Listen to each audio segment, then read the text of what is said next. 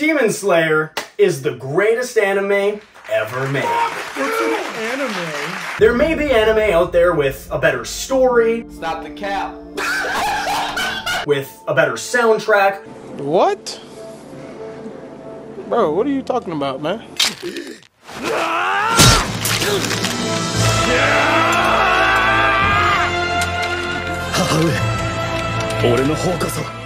With better characters. But in terms of an anime that takes all of these incredibly important features and combines them into one lovingly polished, finished product, Demon Slayer beats everything. You probably love Demon Slayer because it inspires you and pulls at your heartstrings. And I think this is because it focuses on the indomitable human spirit. Demon Slayer is one of my favorite pieces of media of all time. And one of my other favorite things, SelfHelp, is similarly focused on the incredible potential of our species when we set our minds to achieving something. So it's no surprise that one of my favorite things about Demon Slayer is that it's basically a shonen anime version of all of the self-help books that I've read and the seminars I've attended.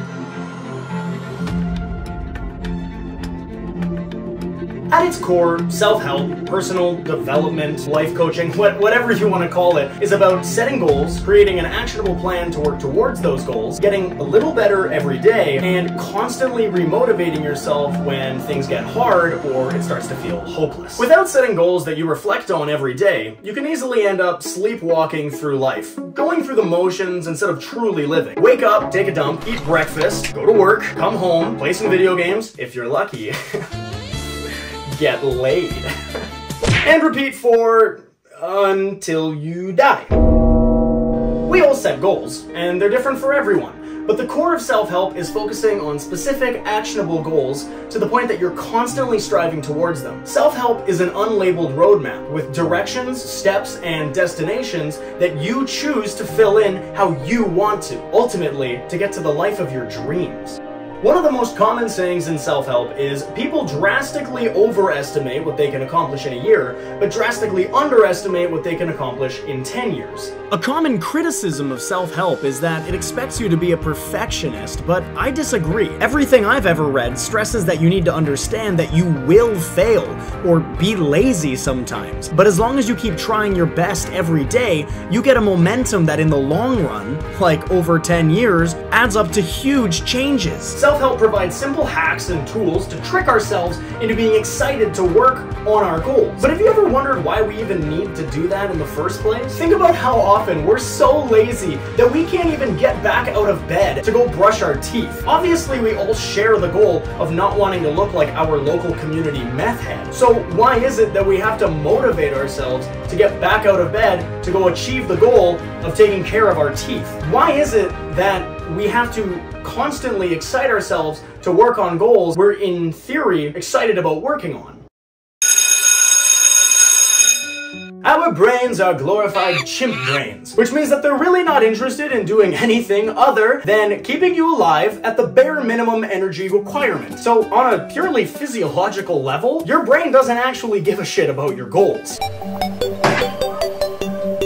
This is why it can be so hard to motivate yourself to eat healthy or to go exercise. You already have food. You have a safe place to live. In your brain's eyes, your brain's eyes, that sounds terrifying. In your brain's eyes, everything is taken care of. Why work harder? We have a hierarchy of needs that need to be met. The bottom couple need to be met in order for you to feel secure and safe and not be racked with anxiety as you go about your life. But the higher ones are responsible for feeling a sense of fulfillment to a life satisfaction. Everyone, more or less, takes care of these. Very few people accomplish these. So because you can work your shitty 9 to 5 at Arby's, Hey man, what the fuck? you can pay for groceries, you can pay your rent, you can experience human interaction by working with your coworkers, and by super cool fucking video games. Because you can do all those things, your brain isn't really interested in exerting the extra effort required to find more inspiring careers, to find more loving and motivating friends and significant others, or to exert the mental effort required to learn a language or contemplate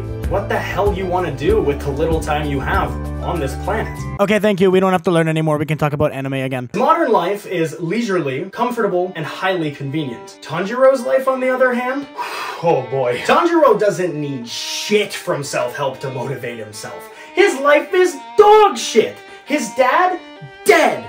Everyone else in his family beside Nezuko, dead. His mentor and idol, dead. My favorite thing about the way that Tanjiro's character is written is that he isn't given anything for free. Tanjiro loses every major fight that he gets into. And not only does he lose, he gets completely bodied in the process. The only reason he wins any of the fights that he finds himself in is because he has the support of his mentors and his friends. But while some people think that this makes Tanjiro kind of a pussy, I think that this makes him even more incredible. Tanjiro finds himself mutilated at the end of every fight, always saved or supported at the last minute by his comrades in the Demon Slayer Corps. In the anime, Tanjiro is literally one of the chosen ones, and he still has to toil, struggle, train, practice, and wallow in his own futility. The frustration of being unable to reach his goals despite all of his work. And you know what all of that pain and unending struggle reminds me of?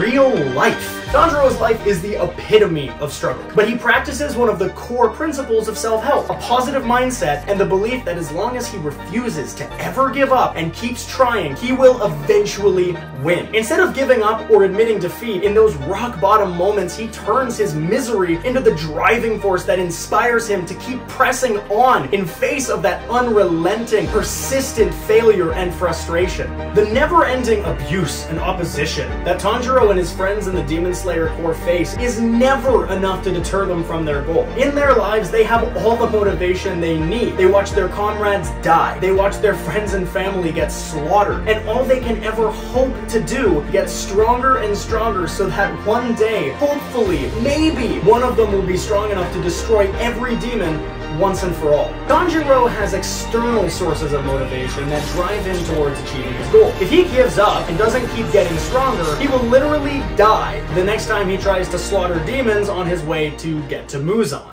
But what does any of this have to do with self-help? We don't always have these external sources of motivation ourselves. If you're watching this video because you're a weeb, guilty. Or you're watching it because you spend all of your free time on YouTube, you probably don't have anything incredibly pressing or stressful going on in your life right now. So instead, we need to follow the example of Tanjiro in order to better our lives by staying focused on actually achieving our goals. Let's set some goals. It could be anything you want, really, like moving out of your parents' basement, or finally getting a girlfriend, or getting like super big, cool muscles.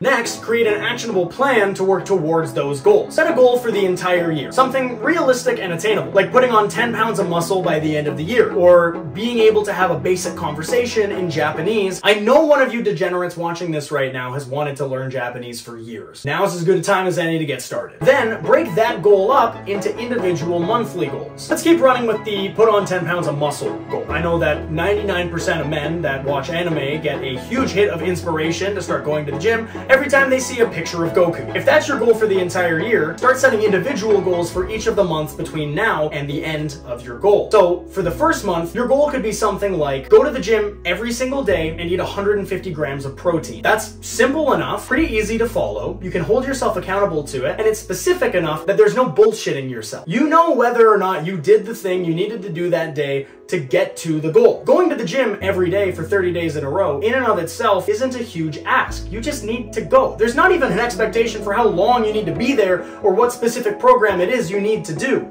But the momentum that you will build by following these monthly goals, before you realize it, the end of the year will have come and you will have met your year-long goal. So now that you know how to make a year-long goal and then break it up into individual monthly goals, do this every single month for the rest of your life. Remember that you achieve your goals one day at a time, and remember that we're not perfect. You are going to mess up along the way. It's not a matter of being perfect or a matter of never making mistakes, being extremely disciplined, or following unrealistic expectations. It's about consistency. If you mess up for a day, or a week, or a month, get back on the horse. Remember, all we can ever do is continue to toil, struggle, and push through frustration to continuously keep working on our goals. Just like the only alternative to Tanjiro giving up on his goals is to let his sister stay a demon forever, the only alternative to you giving up on your goals is to never see what you're capable of doing and to never live the life that you used to dream about having. And I promise you, if you don't think you're capable of living the life of your dreams, if you don't think you have what it takes to get a little better every day at a time, push through frustration, and finally achieve the life that you dream about, I'm telling you right now,